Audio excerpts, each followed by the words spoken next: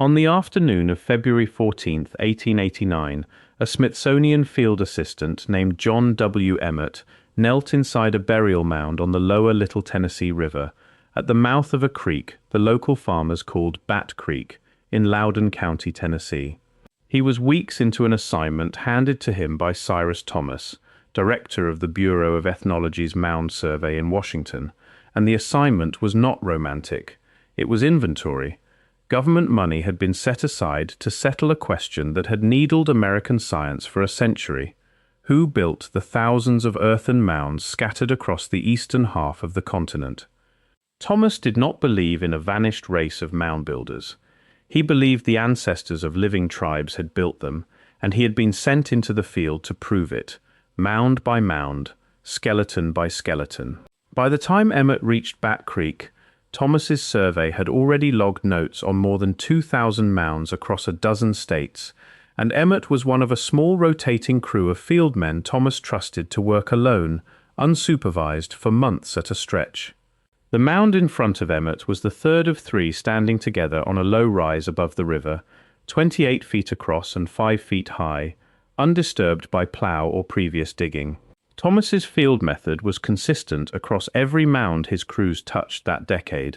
A trench cut from the outer edge toward the center, widened and lowered by hand, every layer of soil noted for color and consistency before it was removed, because a change in the dirt itself could mark where a burial had been dug in generations after the mound was first raised. Working down through the layers of mound number 3 by this method, Emmert uncovered 9 adult skeletons. 7 lay side by side in a single row, shoulder to shoulder, faces to the sky. 2 more had been placed apart from the row, off to the west. One skeleton, at the eastern end, had its skull turned to face south, against the pattern of all the others. Resting against the underside of that skull was a piece of stone. If you're enjoying this story so far, don't forget to hit the like button and subscribe. Drop a comment telling me where in the world you're watching from. I love hearing from you. What Emmert lifted out was a small rectangular tablet of fine-grained stone, a little under 4.5 inches long, 2 inches wide, and roughly 4/10 of an inch thick. One face carried 8 marks cut in smooth, rounded grooves, arranged in a short row with an 8th symbol set below the others, and the whole surface had been worked to a light polish before it was ever cut.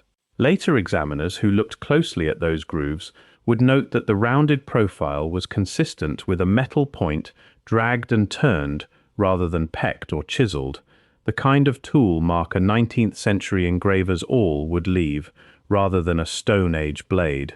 Alongside it, in the same grave, lay a pair of copper bracelets and several fragments of wood stained green by contact with that copper, along with a second, drilled stone smeared with red pigment. Emmert packed the pieces and shipped them to Washington on March 7th, 1889, in a crate that also carried bone tools and jaw fragments. The catalogue record for that shipment survives, even though the field notebook does not. It lists the tablet as item number 9, taken from skeleton number 1 in mound number 3 of what the crew called the Tipton group, logged the same day as the bracelets and the red-stained drilled stone beside it, one line among dozens on a government inventory sheet. Cyrus Thomas opened the crate and looked at the tablet and did not hesitate. He wrote that the marks were, beyond question, letters, and that their forms resembled the Cherokee syllabary developed decades earlier by Sequoyah. For a survey built to argue that the mounds of the eastern United States were the work of identifiable native peoples and not some lost civilization from across an ocean, an inscribed stone bearing Cherokee-like letters, found deep inside an undisturbed mound, was close to the perfect specimen. It appeared in Thomas's landmark 1894 report to the Bureau of Ethnology as evidence for exactly the argument the entire survey existed to make, and for most of the following century almost nobody outside a small circle of specialists gave it a second look. The stakes behind that single declaration were larger than one tablet. Since early in the century, a popular theory had circulated in American newspapers and pulpit lectures that the mounds were the work of a lost race, Israelites, Phoenicians, some vanished white civilization, anyone but the ancestors of the tribes the government was actively displacing. At the very same time, the theory kept being repeated. Thomas's entire survey had been organized in part to answer that theory with data and close the question for good. A stone that appeared to confirm indigenous, Cherokee authorship of the mounds was not simply a good find. It was close to the single cleanest piece of evidence the survey could have hoped to produce, and that is precisely why Thomas's later unease about how neatly it fit is worth remembering. There is one detail in Thomas's own record worth holding on to, because it shows a man aware of how convenient his own evidence looked.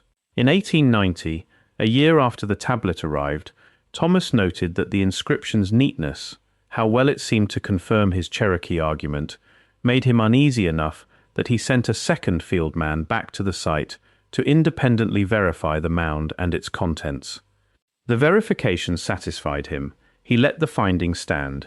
It is the only moment in the entire record where the director of the mound survey admitted, in writing, that a piece of his own evidence looked almost too good to be the thing it claimed to be.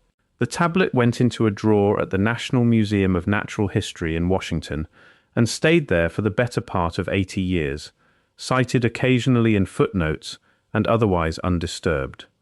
At some point in that long interval, someone scratched two nearly parallel vertical lines into the stone's face, a small act of damage that nobody signed and nobody explained. It went unnoticed for decades because nobody was looking closely enough to notice, and it only came to light when later researchers laid the physical stone beside its own earliest published engraving from 1894 and found lines in the photograph that were not in Thomas's original drawing. Around 1920, in what the Smithsonian's own later archivists describe only as a house cleaning, the complete field notes of the mound survey were discarded. What survives of that record today is a folder of letters that happened to travel through the mail and were filed separately.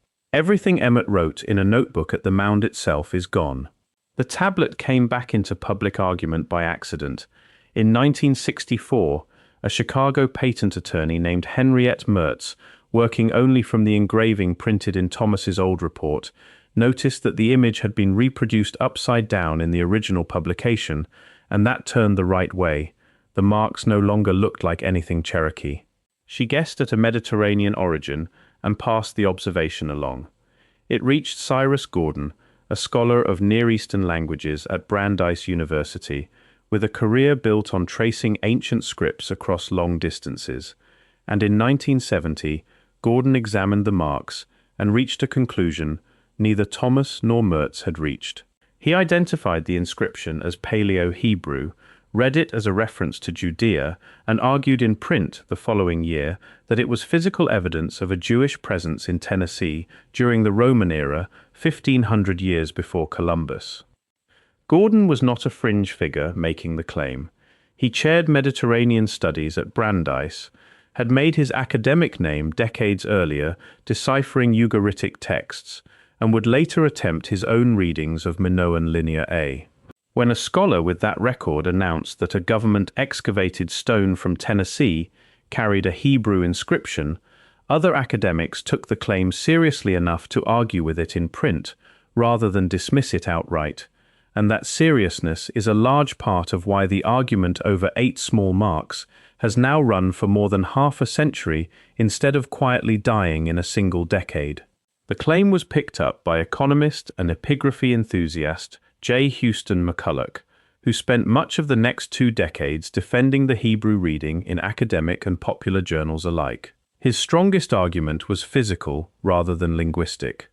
Wood fragments recovered from the same grave, when radiocarbon dated, returned ages clustering in the 1st or 2nd century of the Common Era, consistent with a genuinely ancient burial, and inconsistent, he argued, with a stone freshly carved and planted in 1889. For a while, the dates alone kept the ancient reading alive. The argument reached a wider public in 1993, when Biblical Archaeology Review ran McCulloch's case for the Hebrew reading under a headline asking whether Judean refugees had escaped to Tennessee, and followed it with a rebuttal from Kyle McCarter, a Johns Hopkins scholar of ancient Semitic inscriptions, who argued that too many of the 8 characters were paleographically inconsistent with genuine Paleo-Hebrew to support Gordon's translation. McCulloch answered McCarter in the magazine's next issue. Neither side conceded, and the exchange set the pattern that would repeat for the rest of the tablet's public life. A specialist proposes a reading. A second specialist disputes specific letter forms. The stone itself, sitting in a drawer in Washington, offers no further comment. Gordon's claim did not stay contained to academic journals. It reached general readers through Argosy magazine and later through his book, Before Columbus, and for a segment of the public interested in contact across the Atlantic before Columbus, the Bat Creek tablet became something close to a flagship exhibit. A government-excavated, government-catalogued object, dug from an undisturbed grave by an employee of the country's own National Museum, that appeared to argue for a version of American history the Smithsonian itself had never endorsed.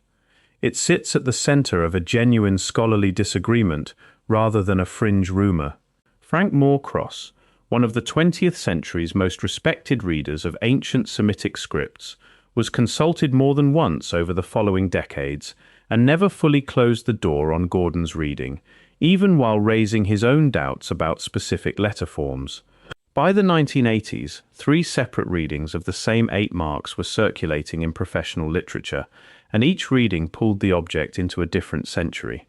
Thomas's Cherokee syllabary reading placed it, if genuine, sometime after Sequoyah's system was created in the 1820s, which was itself a problem, since the mound had never been disturbed and could not plausibly have received a 19th-century object during a burial that predated the syllabary entirely. Gordon's Paleo-Hebrew reading placed it in the first few centuries after Christ, a date the radiocarbon evidence from the same grave appeared to support, but which required accepting that Jewish travelers had reached the interior of what is now Tennessee in the Roman period and left behind exactly one object as proof. A third possibility sat quietly in the background of both arguments for years, without anyone stating it plainly, that the marks belonged to neither century, that they had been carved recently by a living hand using a source that was neither Cherokee nor properly ancient at all, and set into that grave on purpose. None of this required a hidden hand suppressing the truth. It required only the ordinary machinery of a large institution moving slowly across a century, a director who trusted a subordinate's fieldwork because questioning it too openly would have undercut his own survey, a museum that kept an object in a drawer for 80 years without anyone examining it closely enough to notice new scratches on its face, and an archive that threw out its own working notes in a house cleaning because nobody in 1920 thought a folder of a dead field assistant's paperwork was worth the shelf space. The tablet did not need to be suppressed to become a mystery. It only needed to be filed, forgotten, and reopened by people working from a photograph instead of the object itself. That third possibility did not arrive as speculation. It arrived as a source document, and it took more than a century to surface, because it required someone to go looking not at ancient inscriptions but at a 19th-century printing press. Robert C. Mainfort Jr. and Mary L. Quaz, both professional archaeologists with the Arkansas Archaeological Survey, began raising specific, documented doubts about the tablet's origin in 1991, sharpened the case in a 1993 paper, and by 2004 believed they had found the tablet's actual source. If you're hooked on this story, make sure to subscribe and turn on notifications so you never miss an upload. Your support means everything and helps me bring you more emotional stories like this one. What they found was a book. Robert McCoy's General History, Cyclopedia, and Dictionary of Freemasonry, a reference work for Masonic lodges printed in the late 1860s, included on page 134 an artist's rendering of a biblical phrase, Holy to Yahweh, set down in an imagined Paleo-Hebrew script for ceremonial illustration. Mainfort and Quas laid McCoy's illustration beside a photograph of the Bat Creek tablet and found that the two inscriptions opened with the same string of letters, a match specific enough that they argued it could not be coincidence. When they showed the side-by-side comparison to Frank Moorcross, the same paleographer the Hebrew camp had leaned on for decades, Cross would allow only that the McCoy match, if genuine, looked fairly well executed, a description that neither confirmed nor fully denied it, from the one scholar with the standing to settle the question outright. Their conclusion, published in the journal American Antiquity under the title The Bat Creek Stone Revisited, A Fraud Exposed, was direct. The tablet had not come out of a Roman-era grave in Judea. It had come out of a 19th-century reference book that any literate American with access to a lodge library could have opened. The obvious question was who? Mainfort and Quaz turned to Emmert's own personnel file.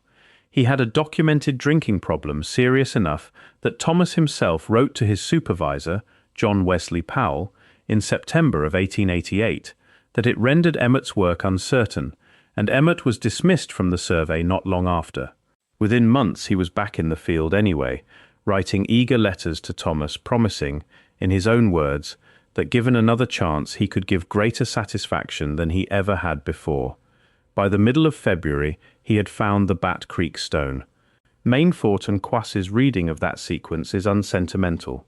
A field assistant fighting to keep a government job, working under a director already committed to a Cherokee authorship thesis, produced the one kind of object best suited to save him.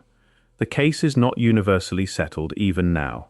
McCulloch responded in his own paper the same year, arguing the letter-form match to McCoy is weaker than Mainfort, and Quas presented it, and that the radiocarbon dates on the grave's wood fragments have never been fully explained away by the forgery theory, since those dates were run on organic material, not on the stone itself, and a genuinely ancient grave could still have had a modern object placed inside it later. Both sides of this argument are professionals working from the same 8 marks and the same handful of 19th-century letters. And more than a century after Emmert lifted that stone from beneath a stranger's skull, no consensus has closed the file. What has closed, or at least gone quiet, is the object's public location. The tablet stayed in Smithsonian collections in Washington until 2001. It was then loaned to the McClung Museum at the University of Tennessee in Knoxville, where it remained on and off exhibit until 2013. In 2015 it was transferred again, this time to the Museum of the Cherokee in Cherokee, North Carolina, a fitting custodian if Thomas's original Cherokee reading turns out to be the correct one. Visitors and researchers who have gone looking for it there in recent years report the same thing: no label, no case, and staff who say they have neither seen it nor heard of it being on site. A stone that survived a mound, a shipping crate, 2 competing linguistic identifications, and a forensic paper accusing it of fraud has, at the moment, simply become difficult to find. Go back, then, to the afternoon of February 14, 1889, to a mound on a rise above the Little Tennessee River, to 9 skeletons laid out by hands that had reasons for the order they chose, and to one skull turned deliberately to face south while the others faced north. Whatever the stone beneath that skull actually is, a Cherokee inscription, a Roman-era Hebrew phrase carried across an ocean, or a 19th-century forgery copied from a Masonic reference book by a man trying to save his job, it was placed in that grave, or into that story, by someone who understood exactly what weight an inscribed stone would carry. It has since traveled through a federal report, a locked drawer, 2 rival scholarly camps, a forensic paper, and 3 different museums, and at every stop it has done the one thing an ordinary prehistoric burial almost never does. It has made people argue. The mound itself is still there on the river. The 9 skeletons Emmert found in it were reburied decades later, as federal law now requires of remains removed from Native American graves, closing that part of the record for good. The stone was the one object from that grave never returned to the ground.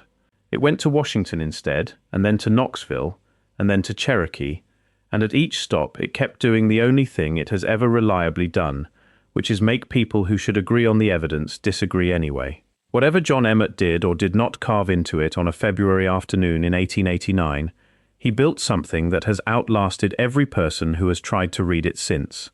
Thank you so much for watching until the end. If you loved this story, check out the other videos on your screen now. I think you'll really enjoy them.